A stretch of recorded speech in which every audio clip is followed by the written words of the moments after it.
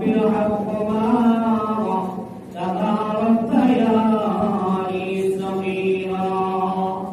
এটা হলো মূল দোয়া। অনেকে দোয়ার সময় আবার ভুল করে। ভুলটা কি? বলেন ওয়াকুর রব্বির হামহুমা কামা রাব্বায়ানি সগীরা। আল্লাহর বান্দা তুমি দোয়া করতেছো, অকুল করবা না, এটা আল্লাহ তাআলা হুকুম করেছেন। বান্দারে তুমি যদি সন্তান হয়ে থাকো, সন্তান তুমি ছেলে হতে পারো, সন্তান মেয়ে হতে পারো, তোমার বাবা জীবিত থাকতে পারে, তোমার মা জীবিত থাকতে পারে, তোমার বাবা মা কবরে বাসিন্দা হয়ে যেতে পারে।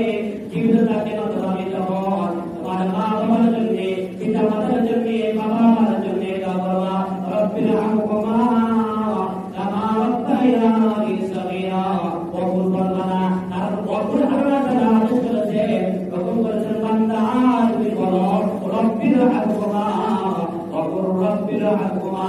অকুল আল্লাহ তাআলা আদেশ, আল্লাহ আদেশ। আল্লাহ বলতেছেন তুমি বলো, তুমি বলো, এই দোয়া করো, এই দোয়া করো, অকুল রব্বির হামহুমা কামা রাব্বায়ানি সগীরা।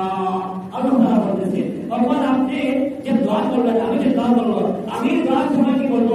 রব্বির হামহুমা, এটা না বলবো না রব্বির হামহুমা বলবো? রব্বির হামহুমা অকুল বলার দরকার নাই।